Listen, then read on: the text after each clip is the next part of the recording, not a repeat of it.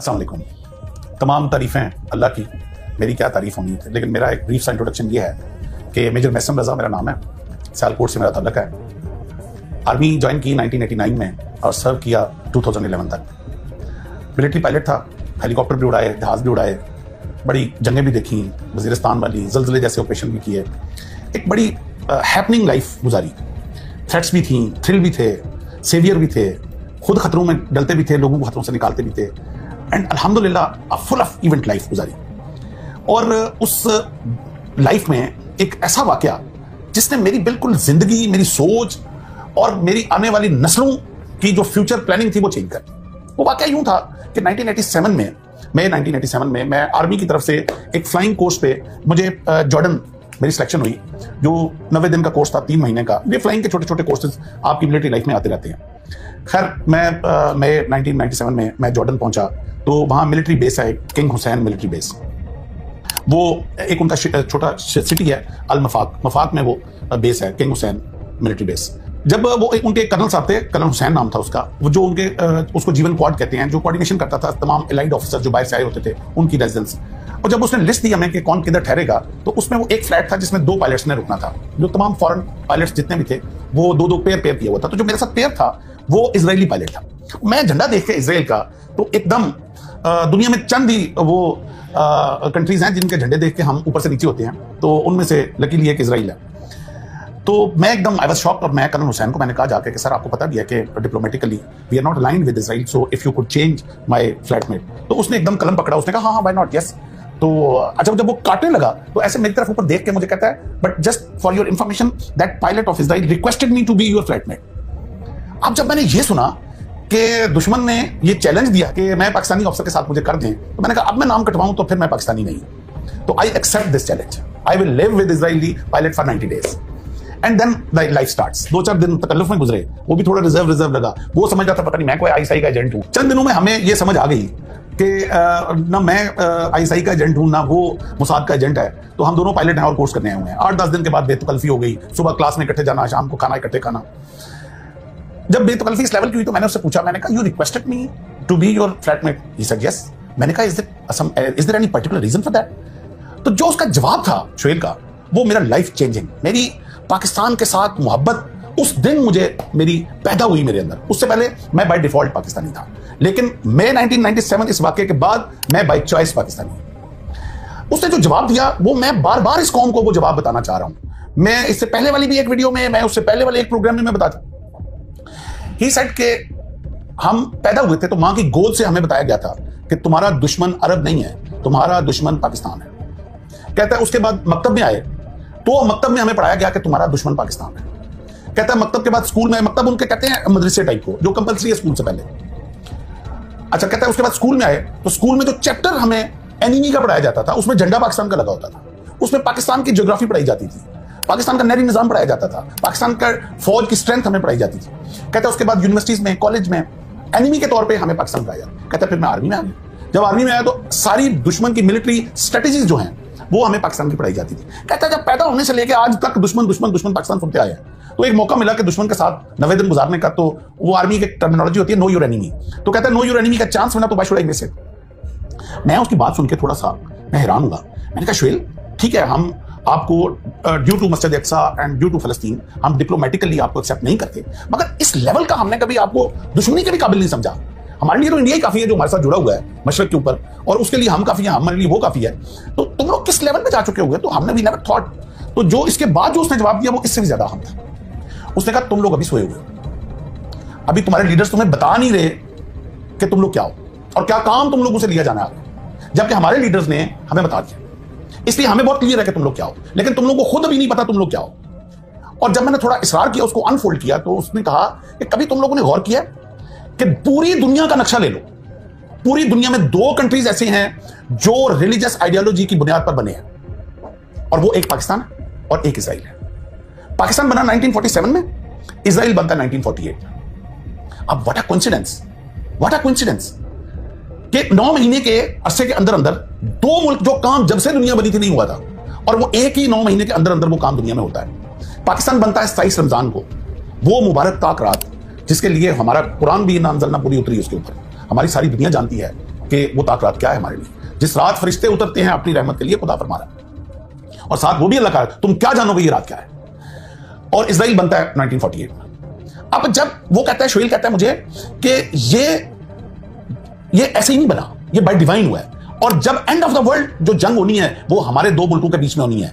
आधी दुनिया तुम्हारे पीछे खड़ी होगी, आधी दुनिया हमारे पीछे खड़ी होगी, और ये उसके लिए तैयारी की जा रही है। अच्छा, मैं उसकी बातें सुन के मैंने कहा यार ये लंबी छोड़ गया, ये क्या बात कर रहा है, इसके पीछे तो आधी दुनिया खड़ी होगी, वो तो समझ आता है, अमेरिका इसके पीछे यूरोप है, इसको बनाने वाले यूरोपियन है, तो हमारे पीछे कौन खड़ा होगा। तो अब आके वो क्या कहता है, अब आके कहता है कभी तुम लोगों ने गौर किया, ऐसे उसने ना सामने वो एक पेंसिल पड़ी हुई थी जो हम पढ़ रहे थे, ये ड्यूरिंग स्टडी ये हमारी डिस्कशन हो रही थी, उसने पेंसिल पकड़ के ना कहता है तुम लोगों के अंदर ये कैपेबिलिटी नहीं है अभी कि ये पेंसिल बना सको अपने मुल्क में, ये चाइना से इंपोर्ट करते हो, जबकि इस वक्त दुनिया का सबसे लेटेस्ट 3 न्यूक्लियर टेक्नोलॉजी तुम लोग बना के बैठे हो। This is a miracle. तुम लोग अपना शार्पनर चाइना से मंगवाते हो, जबकि इस वक्त तुम फाइटर जेट बना रहे हो, उस वक्त हम प्रोडक्शन शुरू हुई थी, यानी कि वो टेक्नोलॉजी अभी JF-17 अल्हम्दुलिल्लाह अभी तो प्रोडक्शन भी हो गई, और वर्ल्ड लेटेस्ट जो अभी हमारा जहाज है और वो अभी एक्सपोर्ट भी हो रही है। ये मुझे उसने 1997 बोला, कहता है ये ऐसे ही हो गया, दुनिया की 6ठी प्रोफेशनल आर्मी लेके बैठे हुए हो तुम लोग, और जो कंपटीशन इंटरनेशनल आर्मी का होता है उसमें तुम्हारी फौज नंबर 1 होती है। कहता है ये ऐसे ही हो गया, जबकि तुम लोग इस वक्त IMF के कर्जे के अंदर गुड्डे हुए। ये कौन कर रहा है, ये बाय डिवाइन हो रहा है, समबडी इज डूइंग इट। ये तुम लोगों को खुद नहीं अभी समझ आ रहा, ये जब आखिरी वक्त आना है, जब हम दोनों ने आमने सामने खड़ा होना, तुम लोगों को उस वक्त तुम्हारे लीडर्स ने तुम्हें गाफिल रखा हुआ है। वो बेतकल्लफी की वजह से फरत जज्बात में बोल गया, या कुछ ऐसा भी है कि हम पाकिस्तानी होस्ट बड़े अच्छे होते हैं, मैं उसको अक्सर बाहर खाने के लिए ले जाता था, बिल मैं पे करता था, तो वो हमारी जो अच्छी होस्ट होने की एक काबिलियत है ना, तो शायद उस वजह से वो सच उगल गया मेरे आगे। आप यकीन करें कि वो दिन था जिस दिन, उससे पहले मैं बाय डिफॉल्ट पाकिस्तानी था, लेकिन उसकी बातें सुन के मैं बाय चॉइस पाकिस्तानी हो गया। मेरे सारे रिश्तेदार फॉरेन कंट्रीज में थे, मेरे ससुराल सारा फॉरेन कंट्रीज में था, and they wanted me to settle in USA, and I had all the opportunities to do very good abroad. मेरे पास सब कुछ था, मगर I decided not to leave this country ever ever ever. और मैंने अपने बच्चों को भी कह दिया कि जिंदगी है, खुदा करे कि वो मौका आए, वो आखिरी जंग हमारी जिंदगी में इजराइल के आमने सामने हो, खुदा करे मुझे मौका मिले कि मैं पहली सफ में लड़ रहा हूं, खुदा करे कि वो खिलाफत और वो इमामत जो इमाम मेहदी लेके आएंगे, जो हमारी दज्जाल के साथ जंग हो, वो हमें और मेरी औलाद को मौका मिले कि हम अगली सफों में लड़ रहे हों। इसलिए हम कभी ये ना इस मुल्क को छोड़ सकते हैं, न कभी इस मुल्क के ऊपर आंच आने देंगे, हम अपना खून बहा देंगे, क्योंकि हमें अपने दुश्मन से वो बात पता है। वो कहता है तुम लोग इस वक्त जो एग्रीकल्चर रेवोल्यूशन, तुम्हारा इंडिया पानी, ये मुझे उसने बताया 1970 कि इंडिया प्लान कर रहा है तुम्हारा एग्रीकल्चर तबाह करने के लिए, और तुम्हारा सारा पानी बंद कर रहा है, और तुम्हारे अपने बिके हुए बीच में जो पानी बंद करवा रहे हैं। और बाद में वो जमात रिशा पकड़ा गया जो बिका हुआ था, खुदा लानत करे उसके ऊपर और उसके आल औलाद के ऊपर, जो ऐसा शख्स पैदा हुआ जिसने अपने मुल्क का सौदा किया और हमारे पानी को बर्बाद किया जाके, जो दरियाओं का उसने इंडिया के साथ सौदा किया। तो भाई ये हबील और कबील की जंग है, ये हक और सच की जंग है, ये डे 1 से जिस दिन इंसानियत बनी है ये जारी हुई, ये जंग जारी रहेगी। अब आपकी चॉइस है, आपने हक के साथ खड़े होना है या आपने बातिल के साथ खड़े होना है। ये जंग आदम के बाद हबील और कबील में जारी रही, ये मूसा और फिरौन में जारी रही, ये नबी करीम सल्लल्लाहु अलैहि वसल्लम और कुरैश के बीच में जंग जारी रही, ये बाद में हुसैन और यजीद की जंग है। ये हक और बातिल क़यामत तक रहेगी।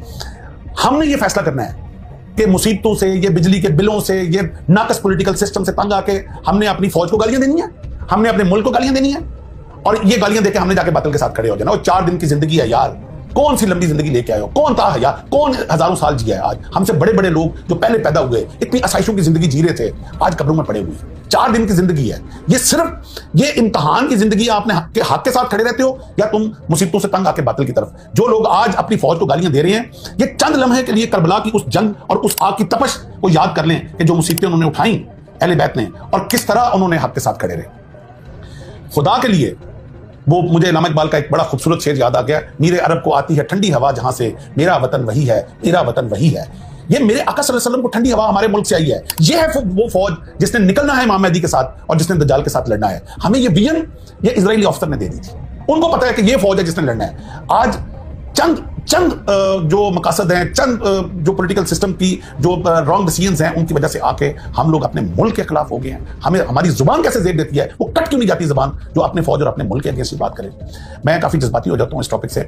मैं चूंकि थोड़ा पढ़ने लिखने का थोड़ा शौक भी है, मैं एक शेर नवाबजादा नसरुल्लाह खान साहब का बड़ा मेरा वो एवर फेवरेट शेर है कि वो पूरी गजल है वैसे तो मैं पढ़ सकता हूँ, लेकिन वक्त की किल्लत की वजह से मैं एक शेर पढ़ूंगा कि वो कहते हैं कि कब अश्क बहाने से कटी है शबे हिजरा, कि रोने से रात का गम खत्म नहीं होता।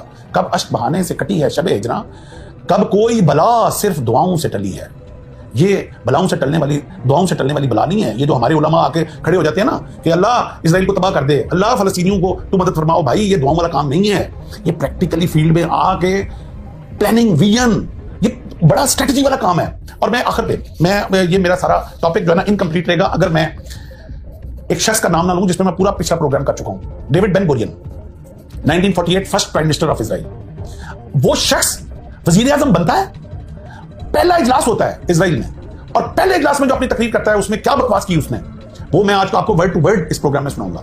और अब सोचें कि उस कौम का वजीर आजम बना जो मेरे आका सल्लल्लाहु अलैहि वसल्लम ने जंगे बदर में जिनको धकेला, बदर से 1400 साल धक्के खाते रहे, दर बदर धक्के खाते रहे, इनको ठिकाना नहीं मिला। यूरोप ने पहली और दूसरी जंग अजीम के बाद प्लानिंग करके इनको एक ठिकाना दिया फलस्तीन के अंदर, और जब इनको छत मिली, जिस दिन छत मिली उस दिन डेविड बेन गुरियन पहले इजलास में क्या बकवास करता है, मैं वर्ड टू वर्ड उसको कोड अनकोड करूंगा। He said the world Zionist movement should not be neglectful of the dangers of Pakistan to it, and Pakistan now should be its first target. ये 1948 में ये कह रहा है। For this ideological state is a threat to our existence, and Pakistan the whole of it hates the Jews and loves the Arabs. This lover of Arabs is more dangerous to us than the Arabs themselves. For that matter, it is most essential for the word Zionism that it should not take immediate steps against Pakistan. Whereas the inhabitants of the Indian Peninsula are Hindus, whose hearts have been full of hatred towards Muslims. Therefore, India is the most important base for us to work there from against Pakistan. It is essential that we exploit this base and strike and crush Pakistanis, enemies of Jews and Zionism, by all disguised and secret plans. Every word is notable in this. और आखिर पे वो लिखता है by disguised and secret plans. फिर वो लिखता है हिंदूज के साथ जुड़ जाओ। आज क्या हो रहा है? कौन नहीं देख रहा इस वक्त इंडिया का और जो इजराइल का आपस में कोलैबोरेशन है? आज जो फास्फोरस फलस्तीनियों के ऊपर फेंका जा रहा है वो इंडिया से एक्सपोर्ट हुआ है। कौन नहीं जानता? खुदा के लिए पाकिस्तानियों, खुदा के लिए मुसलमानों इकट्ठे हो जाओ। जब दुश्मन इकट्ठा हो सकता है पाकिस्तान के लिए, तो तुम लोग अपने लिए इकट्ठे क्यों नहीं हो सकते? This is high time. वातसिमू बिहब्लिल्लाह जमीअन वला तफर्रकू। हमें एक झंडे के नीचे वापस इकट्ठे होना है। यही हमारी बका है और यही अल्लाह ताला हमसे चाहता है। इसके साथ ही मैं आपसे इजाजत चाहूंगा। पहुंचूंगा।